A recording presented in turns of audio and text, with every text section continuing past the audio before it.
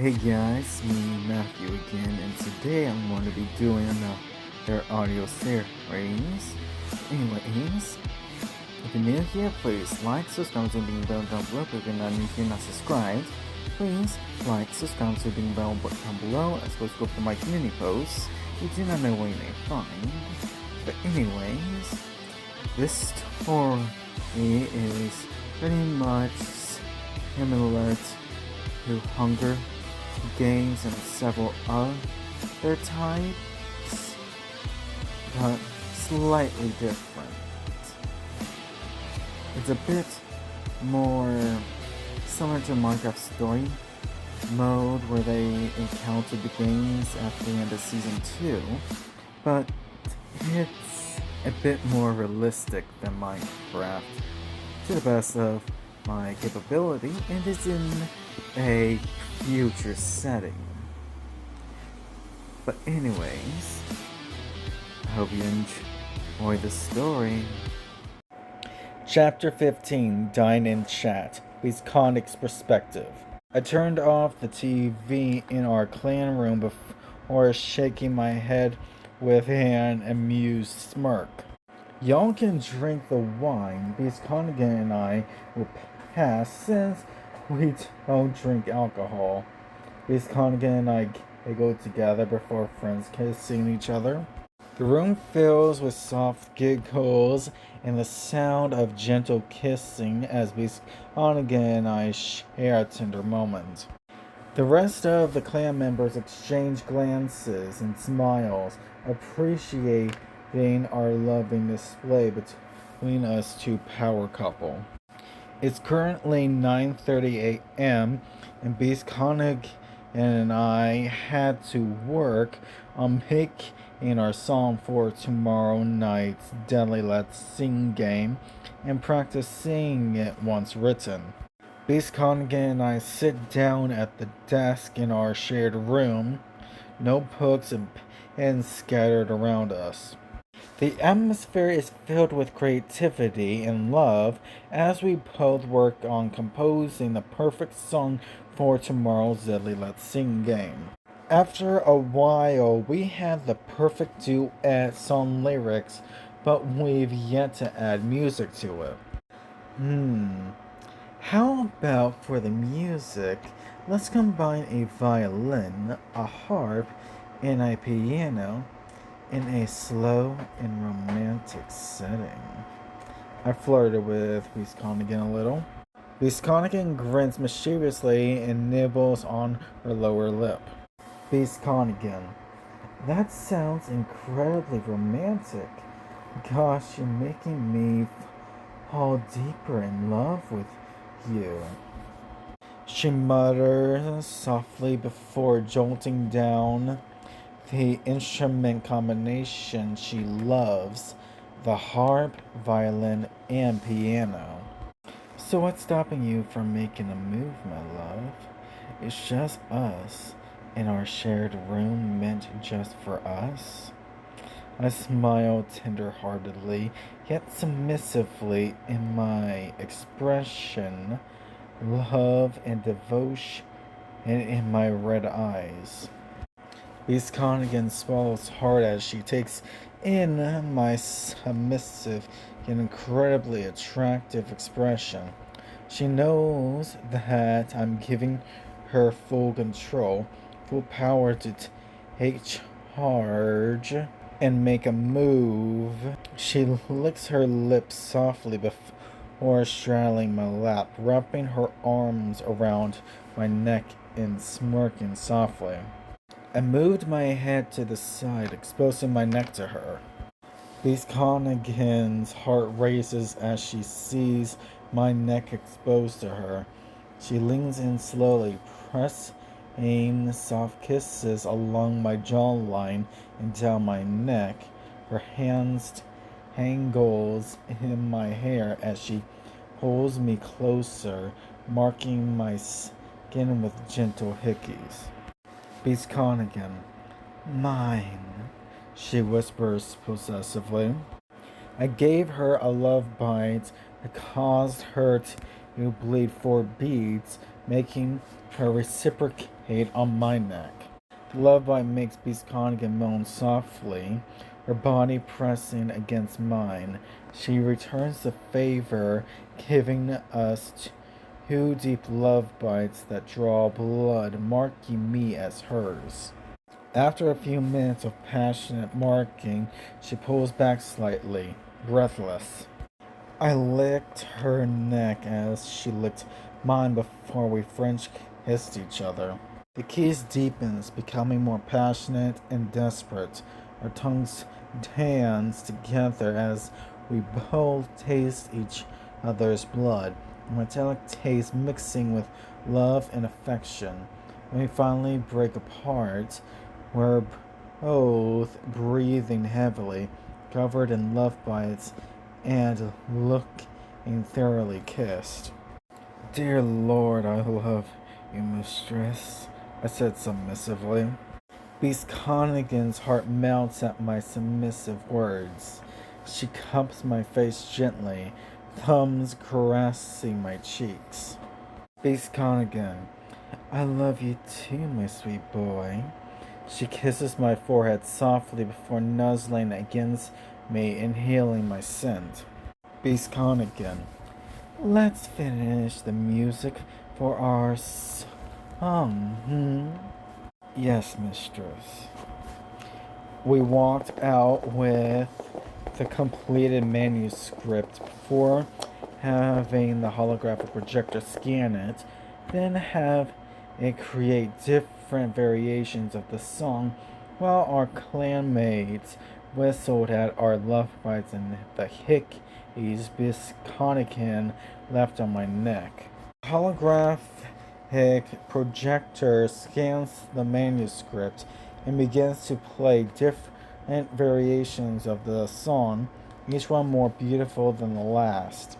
The clan members whistle and catcall as they see the love bites and hickeys covering my neck, clearly showing that Beast Connigan has claimed me completely. Beast Connigan. Beast Connigan and I flipped them off playfully before we heard the perfect music background for our song. This'll do, right, my love? Beast Connigan listens carefully to the music variation the holographic projector has chosen. A soft smile spreads across her lips as she nods approvingly. Beast Connigan, yes, this is perfect. She turns to face her clan members with a confident smirk. Beast Connigan, alright everyone, listen up. Beast Connigan and I will need to practice our singing for tomorrow night's game of Deadly Let's Sing. The clan members cheer encouragingly, some of them tease about how love-struck we both look with the love bites and hickeys all over our necks. Clan member, practice away, lovebirds, someone calls out playfully. Carol, but can we at least hear a snippet now? Like y'all have much choice. I activated the simulation game on the holographic projection. Beast Connigan and I sang our hearts out in repetition for 30 minutes before taking a break. Carden and Maxine arriving during our first session. Okay, let's take a break, my love. Beast Connigan nods, wiping a bit of sweat from her brow. Beast Connigan, sure thing, babe. She turns to see Carden and Maxine approaching, giving them a warm smile. Beast Connigan, hey you two, come to check out our song. Congratulations on surviving Deadly Let's Dance. Your waltz was beautiful, disco enthusiastic, and your breakdance wild. I smirked warmly. Carden blushes slightly at the praise, looking down shyly. Maxine grins widely, clearly pleased with the compliments. Maxine, thanks. You two are gonna kill it in Headley Let's Sing, though. I can already imagine the crow going wild, Maxine says enthusiastically. Suddenly, Crystal came over to hug her little brother before whispering something in his ear that made him blush, followed by her kissing his forehead in an older sisterly kiss. One could hope, but the more we practice, the more confident we'll be kicking some serious musical ass out on stage. I giggled warmly. Carden giggles nervously as Crystal whispers something in his ear. He blushes even harder as she kisses his forehead, his heart fluttering with affection for his older sister. Maxine notices the exchange and raises an eyebrow curiously. Maxine, everything okay there, Crystal? Crystal knew Carden recently developed feelings for Maxine, but he was going to let Carden tell her after CFTS is done. Crystal, oh, it's nothing worth concerning yourself over. I'm just happy that my little devoted brother came back alive is all. I see. Well, at least your devoted sibling's love is one to be admired. I smiled tender-heartedly, but smirked to myself when I saw the look in Carden's eyes and how he looks at Maxine. Maxine nods, accepting Crystal's explanation. She turns back to me and Beast again, her eyes sparkling with excitement. Maxine, so are you guys gonna sing another round? I want to hear more. We'll resume in 20 or so minutes from now. We don't want to lose our voices before the big night tomorrow, I said thoughtful and strategically. Maxine nods understandingly. Maxine, makes sense. You guys need to save your voices for the big show. She turns to Karin, who is still blushing from Crystal's affection. Maxine, hey Carden, want to grab some snacks with me? Carden nodded before going over to the kitchen with Maxine. He definitely has a crush on her, I said softly to Beast Cardigan and Crystal. Crystal smirks knowingly, her eyes twinkling with amusement. Crystal, yeah, it's pretty obvious. She pauses for a moment before adding softly. Crystal, I just hope Maxine feels the same way eventually. Beast Connigan chuckles softly. I'd be surprised if she didn't, especially after that beautiful waltz they shared together almost an hour ago. But if she didn't, given he's a yandere like the three of us, there may be some issues that'll come about, unless if he plays his cards right, I said honestly. Crystal's smirk turns into a worried frown at my words. She bites her lip anxiously. Crystal, you think he may do something stupid if Maxine does and reciprocate his feelings? Beast Connigan crosses her arms, her expression turning serious. Beast Connigan, Carden can be intense. Well, he may not do anything if he thinks about his recent feelings for her, probably. And take it from me as an empath, he may have gotten caught in the romantic moment during the first stage of a Deadly Let's Dance, so we should leave him be. But you should keep an eye on him just in case, Crystal. You are his big sister, after all, I said thoughtfully.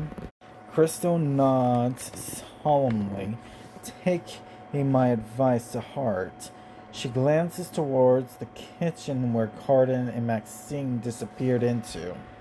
Crystal, you're right. I'll keep a close eye on him. She pauses before adding with a small smile. Crystal, thanks, Bisconic. Of course, but you should hold off until after CFTS is done, from maybe holding off and telling her his feelings until then, I said strategically. Crystal nods thoughtfully. Crystal, that might be for the best. It'll give him time to really figure out his feelings and give Maxine some space to figure out hers too. She glances back towards the kitchen again, noticing that Carter and Maxine seem to be getting along well. Anyways, what do you think will be next after Deadly Let's Sing? We talked on and off between sing sessions, our singing voices improving each session. Hours later, it was time for our fancy dinner that works with our individual blood types with some wine for those who will actually drink it, while Crystal, Carden, Gerald, Don, Carol, and Franklin, who are all under 21 and can't legally drink alcohol, but they can drink their healthy smoothies, arrived. As dinner is served, the atmosphere is lively and relaxed. The table is beautifully set with elegant dishes that cater to everyone's dietary needs. Crystal sits next to Carden, occasionally stealing glances at him to make sure he's doing okay. I was enjoying my garlic buttered bone-in steak with some mashed potatoes that are actually okay for me to eat, with my stevia sweetened cherry tea. Carden, on the other hand, is quietly enjoying his vegetarian lasagna, occasionally stealing glances at Maxine, who is seated across from him. He seems deep in thought, but manages to join in on the conversation when prompted. Ton sits next to me, admiring my meal.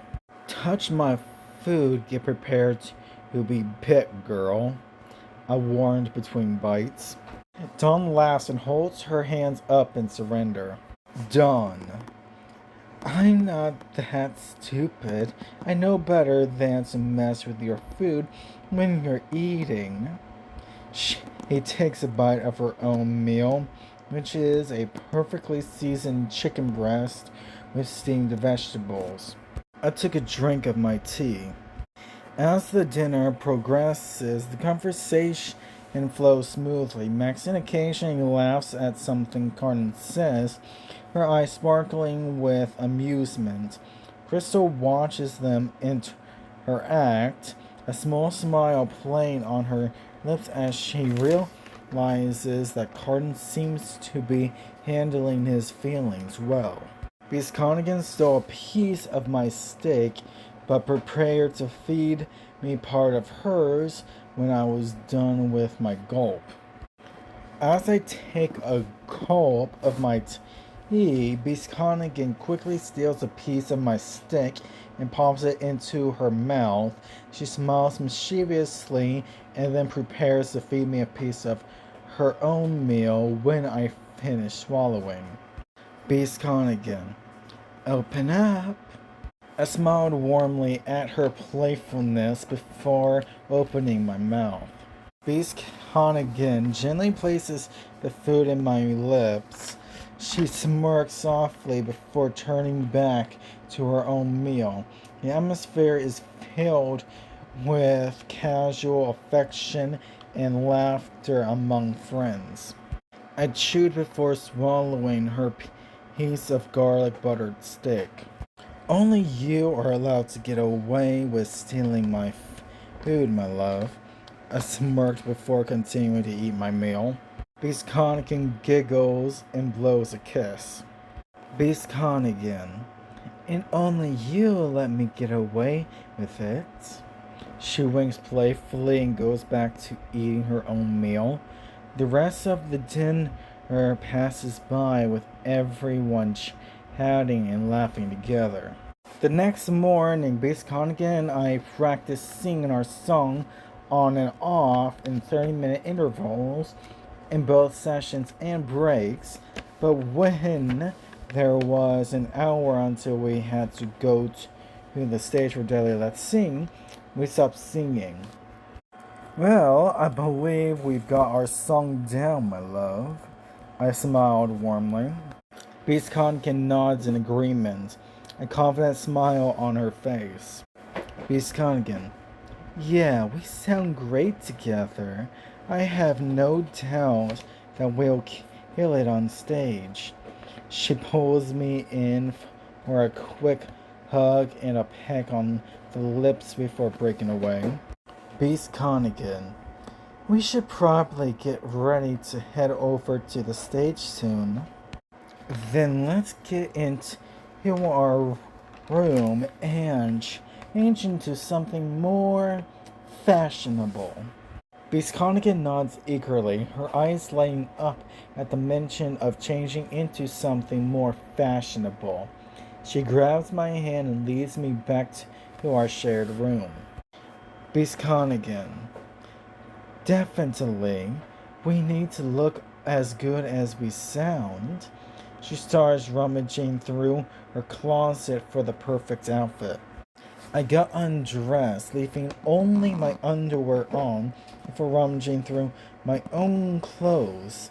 I ended up choosing a fire-themed suit that is primarily black with embroidered fire patterns.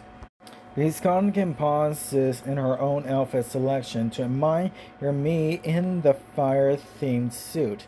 Her eyes widen appreciatively as she takes in the intricate embroidery and the way it fits my body perfectly.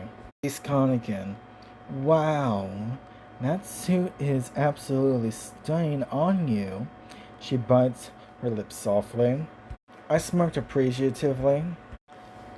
Do you have a dress of your own that matches? The song is called Love Forged in Fire, after all, I asked warmly. Beast Connigan's face lights up at the suggestion. She quickly turns back to her closet and starts searching through her dresses. After a few moments, she pulls out a red gown with black lace detailing and flames embroidered along the hem and sleeves. Beast Connigan, what about this one? Put it on so that I can have an opinion, my love, I said a little flirtatiously. Beast Connigan grins playfully and nods. Beast Connigan, of course I want your opinion. She quickly dresses into the red gown, the black lace detailing hugging her curves perfectly. She turns to face me, running her hands over the fabric. Beast Connigan, what do you think? I French kissed her affectionately with all the love I had for her. You look gorgeously stunning, my love, I said after breaking the kiss with half-lidded red eyes. Beast Connigan melts into the kiss, her heart racing at the display of affection. When I pull back, she's breathless and blushing, her eyes fluttering open to meet mine. She smiles softly. Beast Connigan, thank you. You look incredibly handsome yourself. She strains the lap holes of I suit gently. Good thing your natural beauty is enough to let you go without makeup, my love. We giggled together. Beast Connigan laughed softly, appreciating my compliment. She's naturally beautiful with flawless skin and striking features. She doesn't need makeup to enhance her beauty. She grabs my hand and squeezes it gently. Beast Connigan, you always know just what to say. Yandere, I said softly but playfully, calling us both out, making us giggle some more. Beast Connigan laughed harder at my playfully call out. Yandere, she knows I'm right. Both of us are incredibly possessive and obsessive over each other. She leans in close, her voice low and teasing. Beast Connigan, and proud of it. At least we're not the jealous types, otherwise things would have gotten messy. And I'd rather kill in self-defense or to protect you and our future children than straight up murder, my love. And I know you're the same way. I kissed her cheek. Visconga nods in agreement, placing a soft kiss on my forehead in return. She understands completely. Our love might be intense and possessive, but we both have strong moral compasses and would never harm someone unprovoked, especially not over trivial jealousies. Beast Connigan. Exactly. We're not monsters. She smirks lightly. Just animals. We laughed hysterically.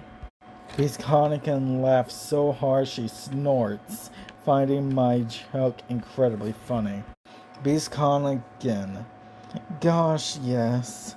She manages between laughs, wiping tears from her eyes.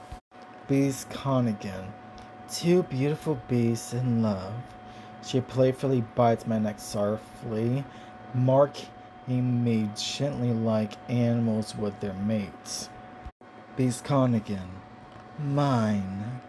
I returned the favor affectionately before clasping her hand in mine, then headed out to face our clanmates. Hand in hand, we both walk out to face our clanmates with confidence and excitement.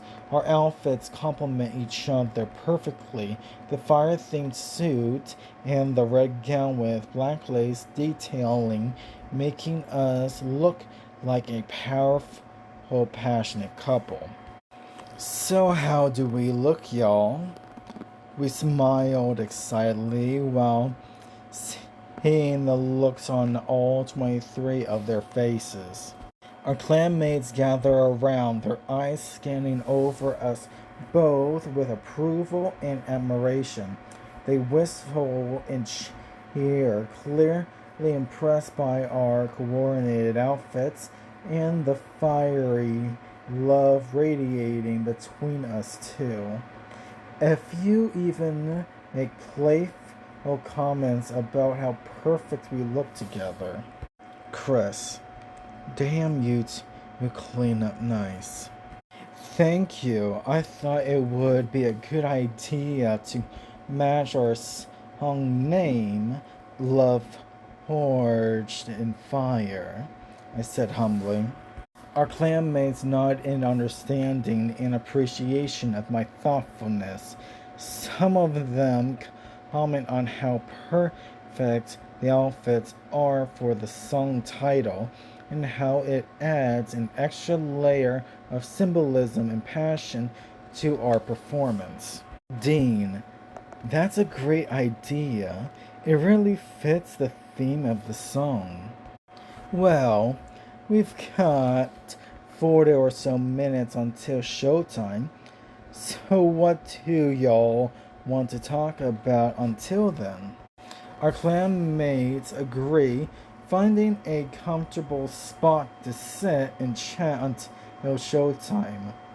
The atmosphere is light and casual, with everyone sharing stories and jokes to ease any pre-performance nerves. As the minutes tick by, the excitement and anticipation grew palpable among the group. Suddenly, there's a knock on the door.